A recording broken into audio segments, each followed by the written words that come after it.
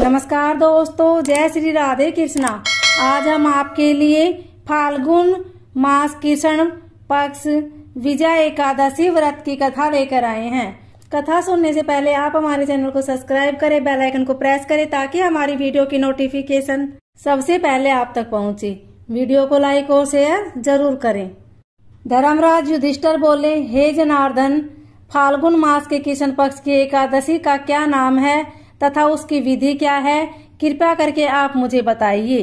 श्री भगवान बोले, हे राजन, फाल्गुन मास के कृष्ण पक्ष की एकादशी का नाम विजया एकादशी है।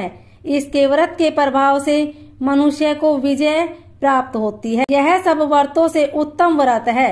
इस विजया एकादशी के महात्म्य के श्रवण व पठन से समस्त पाप नष्ट हो जाते हैं। एक समय देव ऋषि नारद जी ने जगत पिता ब्रह्मा जी से कहा, महाराज, आप मुझसे फाल्गुन मास के कृष्ण पक्ष की एकादशी विधान कहिए। ब्रह्मा जी कहने लगे कि हे नारद, विजया एकादशी का व्रत पुराने तथा नए पापों को नाश करने वाला है। इस विजया एकादशी की विधि मैंने आज तक किसी से भी नहीं कही। यह समस्त मनुष्य को विजय प्रदान करती है। त्रेता युग में मर्यादा पुरुषोत्तम श्री रामचंद्र जी को जब 14 वर्ष का वनवास हो गया था, तब वे श्री लक्ष्मण तथा सीता जी सहित पंचवटी में निवास करने लगे। वहां पर दुष्ट रावण ने जब सीता जी का हरण किया, तब इस समाचार से श्री रामचंद्र जी तथा लक्ष्मण अत्यंत व्याकुल हुए और सीता जी की खोज में चल दिए। घूमते घूमते जब वे मरणासन जटायु के पास पहुंचे तो जटायु ने उन्हें सीता जी का वृत्तांत सुनाकर स्वर्गलोक चला गया। कुछ आगे जाकर उनकी सुग्रीव से मित्रता हुई और बाली का वध किया। हनुमान जी ने लंका में जाकर सीता जी का पता लगाया और उनसे श्री रामचंद्र जी और सुग्रीव की मित्रता का वर्णन किया। वहां से लौटकर हनुमान जी ने भगवान राम के पास आकर सब समाचार कहे। श्री रामचंद्र जी ने वानर सेना सहित सुग्रीव की संपत्ति से लंका को प्रस्थान किया। जब श्री रामचंद्र जी समुद्र के किनारे पहुंचे, तब उन्होंने मगरमच्छ आदि से युक्त उस अगाध समुद्र को देखकर लक्ष्मण जी से कहा कि इस समुद्र को हम किस प्रकार पार करेंगे।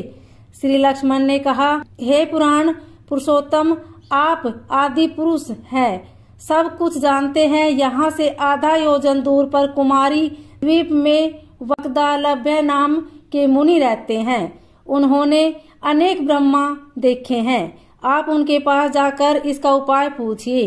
लक्ष्मण जी के इस प्रकार के वचन सुनकर श्री रामचंद्र जी वक्दालभ्य ऋषि के पास गए और उनको प्रणाम करके बैठ गए। मुनि ने भी उनको मनुष्य रूप धारण किए हुए पुराण पुरुषोत्तम समझकर उनसे पूछा कि हे राम, आपका आना कैसे हुआ। रामचंद्र जी कहने लगे कि हे ऋषि, मैं अपनी सेना सहित यहाँ आया हूँ और राक्षसों को जीतने के लिए लंका जा रहा हूँ। आप कृपा करके समुद्र पार करने का कोई उपाय बताइए। मैं इसी कारण आपके पास आया हूँ। वक्दालभ्य ऋषि बोले कि हे राम, फाल्गुन मास के कृष्ण पक्ष की एकादशी का उत्तम व्रत करने से निश्चय ही आपकी विजय होगी। साथ ही आप समुद्र भी अवश्य पार कर लेंगे। इस व्रत की विधि यह है कि दशमी के दिन स्वर्ण, चांदी, तांबा या मिट्टी का एक घड़ा बनाए। उस घड़े को जल से भरकर तथा 5 पल्लव रख वेदिका पर स्थापित करें। उस घड़े के नीचे सतनजा और ऊपर जौ रखे। उस पर श्री नारायण भगवान की स्वर्ण की मूर्ति स्थापित करें।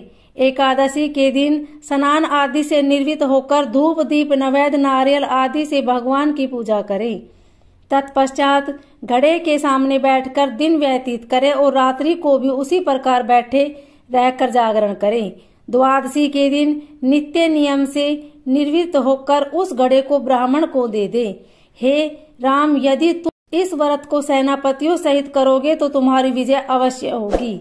श्री रामचंद्र जी ने ऋषि के कथा अनुसार इस व्रत को किया और इसके प्रभाव से दैत्यों पर विजय पाई।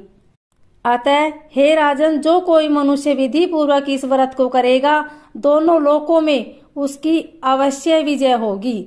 श्री ब्रह्मा जी ने नारद जी से कहा था कि हे पुत्र, जो इस व्रत के महात्म्य को पढ़ता या सुनता है उसको वाजपेय यज्ञ का फल प्राप्त होता है। ओम नमो भगवते वासुदेवाय।